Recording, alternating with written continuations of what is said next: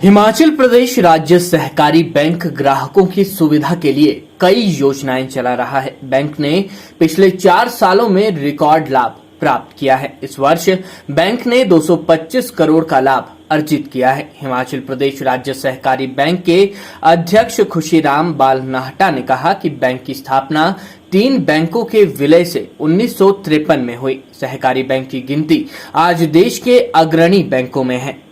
उन्होंने कहा कि बैंक में पिछले 4 सालों से सभी कर्मचारियों चपरासी से लेकर डीजीएम तक प्रमोशन की गई है। उन्होंने कहा कि बैंक के ग्राहकों को भी सुविधा प्रदान की गई है जिससे उन्हें कोई परेशानी ना हो। उन्होंने कहा कि बैंक की कार्य प्रणाली को सरल बनाया गया है जिससे बैंक आने वाले किसी भी व्यक्ति को परेशानी ना झेलनी पड़े। उन्होंने कहा कि लोन की सुविधा भी उपलब्ध करवाई गई है। वहीं स्कूली बच्चों के लिए मोबाइल और लैपटॉप लेने के लिए भी व्यवस्था की गई है जिससे स्कूली छात्र ऑनलाइन पढ़ाई से वंचित न रह पाए। उन्होंने कहा कि जो लोग समय पर लोन नहीं चुका पा रहे हैं उनके लिए वन टाइम सेटलमेंट पॉलिसी लाई गई है जिससे कि लोगों को लोन के बाद में परेशानी ना हो। उन्होंने कहा कि लोगों की समस्याएं सुनने के लिए लोक अदालत का भी विकल्प रखा गया है जिसमें बैंक आने वाले ग्राहकों की समस्याएं सुलझाई जाएं। प्रदेश राज्य सहकारी बैंक देश में सहकारिता के क्षेत्र में एक अग्रणी बैंक है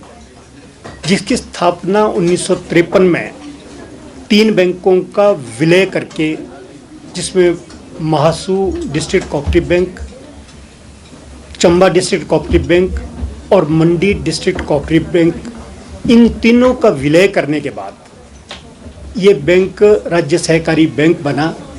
और इसकी tagline bank of the state for the state, इस टैगलाइन को आधार मान करके हम सारा काम करते हैं और इसी को लेकर के जितना सपोर्ट कस्टमर्स का और आम लोगों का बैंक को मिल रहा है, उसके कारण है कि इस बार हमने बैंक ने एक रिकॉर्ड मुनाफा कमाया है। बैंक को इस वर्ष 225 करोड़ रुपए का लाभ अर्जित हुआ है। 135 करोड़ नेट प्रॉफिट बैंक को हुआ है। इसका कारण है बैंक के अधिकारी कर्मचारियों ने बहुत मेहनत की। बैंक का जो प्रबंधन है, मैनेजमेंट, उन्होंने टाइम टू टाइम अच्छे निर्णय लिए। और प्रदेश के मुख्यमंत्री माननीय श्री जयराम ठाकुर जी, जिनका बैंक के ऊपर हमेशा बहुत बड़ा वरद हस्त रहा है, हमेशा जो बैंक को कोई भी समस्या लेकर के हम जाते हैं तो उन्होंने हमेशा उसको तत्परता से निपटाया है। और उसी का कारण है कि आज जितने क्षेत्र में जितने पैरामीटर्स हैं बैंक के, उसमें हम चाहे लोनिंग में हैं, चाहे हमारा एडवांसेस में है, चाहे हमारा पोर्टफोलियो दूसरा एम्प्लॉयज़ के क्षेत्र का है, चाहे हमारा अकाउंट्स को सेटल करने के लिए पॉलिसीज़ हैं, वन टाइम सेटलमेंट पॉलिसी हो, चाहे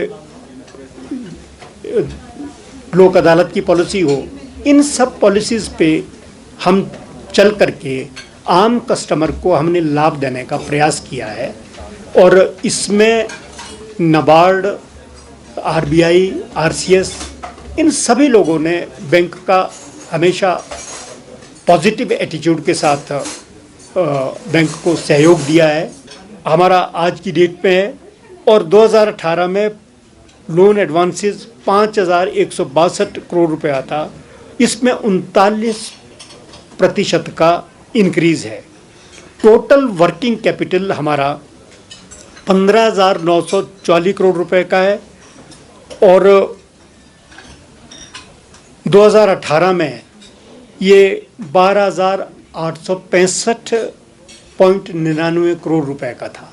मैं ये कह सकता हूँ बैंक को जिस चीज़ों से असेस किया जा सकता है कि बैंक की वर्थ क्या है, बैंक की वर्किंग क्या है, बैंक का रोड मैप क्या है, ये सारे पैरामीटर्स पे हम आज बहुत आगे बढ़े हैं।